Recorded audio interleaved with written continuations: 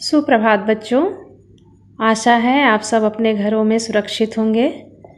बच्चों, पहले भी मैं संज्ञा पाठ आप लोगों को पढ़ा चुकी हूँ। आशा है आप लोगों को समझ में आया होगा।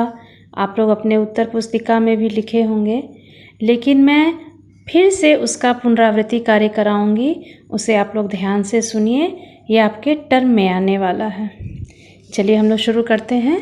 संज्ञा, इसकी परिभाषा है जो शब्द किसी व्यक्ति, स्थान, वस्तु और भाव का बोध कराते हैं उन्हें संज्ञा कहते हैं। जैसे राम खेल रहा है, लाल किला दिल्ली में स्थित है, लड़की पुस्तक पढ़ती है, बुढ़ापा किसी को अच्छा नहीं लगता। उपयुक्त वाक्यों में राम, दिल्ली, पुस्तक और बुढ़ापा शब्द क्रमशः व्यक्ति, स्थान, वस्तु और भाव का बोध करा रहे हैं।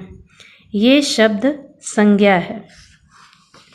संज्ञा 3 प्रकार की होती है। संज्ञा के जो भेद हैं, वैसे तो 2 और भी भेद हैं, लेकिन जो 2 भेद हैं वो बाद में हम उसके बारे में पढ़ेंगे। पहले हम इन 3 भेदों के बारे में पढ़ ले रहे हैं। पहला है व्यक्तिवाचक संज्ञा, दूसरा है जातिवाचक संज्ञा, तीसरा है भाववाचक संज्ञा। कुछ विद्वान संज्ञा के 2 और भी भेद मानते हैं, जैसे समुदायवाचक संज्ञा और द्रव्यवाचक संज्ञा। चलिए सबसे पहले हम व्यक्तिवाचक संज्ञा का भेद पढ़ते हैं, परिभाषा पढ़ते हैं।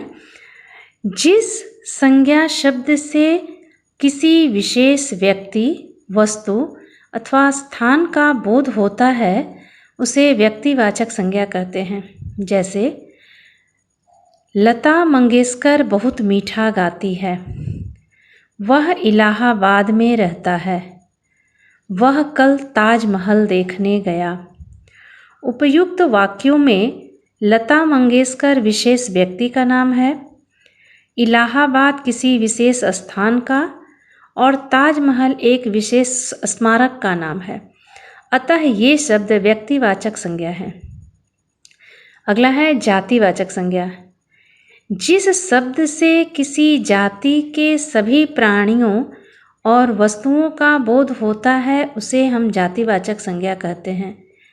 जैसे खिलाड़ी खेल रहे हैं, कक्षा में छात्र छात्राएं बैठे हैं। उपर्युक्त वाक्यों में खिलाड़ी और छात्र छात्राएं शब्द किसी विशेष व्यक्ति, स्थान या प्राणी के नाम की ओर संकेत नहीं कर रहे, बल्कि खिलाड़ी और छात्र छात्राओं की साधारण जाति का बोध करा रहे हैं। अतः ये शब्द जातिवाचक संज्ञाएं हैं। अगला है भाववाचक संज्ञा। जिस शब्द से किसी व्यक्ति, स्थान अथवा वस्तु के गुण, दोष, दशा आदि का पता चलता है उसे भाववाचक संज्ञा कहते हैं। जैसे इस पहाड़ की ऊंचाई अधिक है, इस आम में मिठास अधिक है। उपयुक्त वाक्यों में ऊंचाई तथा मिठास शब्द क्रमशः पहाड़ और आम की अवस्था तथा गुण का बोध करा रहे हैं। अतः ये शब्द भाववाचक संज्ञा है। अगला मैंने बताया था आप लोगों को कि कुछ विद्वान संज्ञा के 2 और भी भेद मानते हैं, समुदायवाचक और द्रव्यवाचक। तो समुदायवाचक की परिभाषा किसी एक जाति के व्यक्तियों, वस्तुओं आदि के समुदाय या समूह का बोध कराने वाले शब्द समुदायवाचक संज्ञा कहलाते हैं। जैसे नाटक खत्म होते ही दर्शकों की भीड़ हॉल से बाहर निकली, नेताजी के सम्मान में एक सभा आयोजित की गई, मेज पर पुस्तकों का बंडल रखा हुआ है। उपर्युक्त वाक्यों में भीड़, सभा तथा बंडल शब्द समुदायवाचक संज्ञा है। अगला है द्रव्यवाचक संज्ञा। जिन संज्ञा शब्दों से किसी द्रव्य, धातु या पदार्थ आदि का बोध होता है उन्हें द्रव्यवाचक संज्ञा कहते हैं। जैसे लोहे से अलमारी बनती है, रमेश ने 5 लीटर दूध खरीदा, सबसे अधिक चावल भारत में पैदा होता है, उपर्युक्त वाक्यों में लोहा, दूध और चावल शब्द क्रमशः धातु, द्रव्य और पदार्थ को दर्शाते हैं, इसलिए ये शब्द द्रव्यवाचक संज्ञा हैं। ये तो थे बच्चों आप लोगों का परिभाषा और उसका भेद। हम लोग कुछ उदाहरण भी कर लेते हैं। जैसे पहला है, नीचे दिए गए शब्दों में से सही शब्द चुनकर रिक्त स्थान भरिए।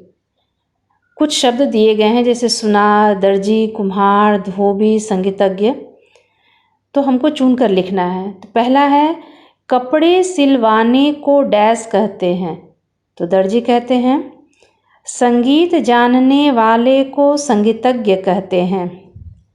गहने बनाने वाले को डैश कहते हैं, सुनार कहते हैं। कपड़े धोने वाले को डैश कहते हैं, धोबी कहते हैं।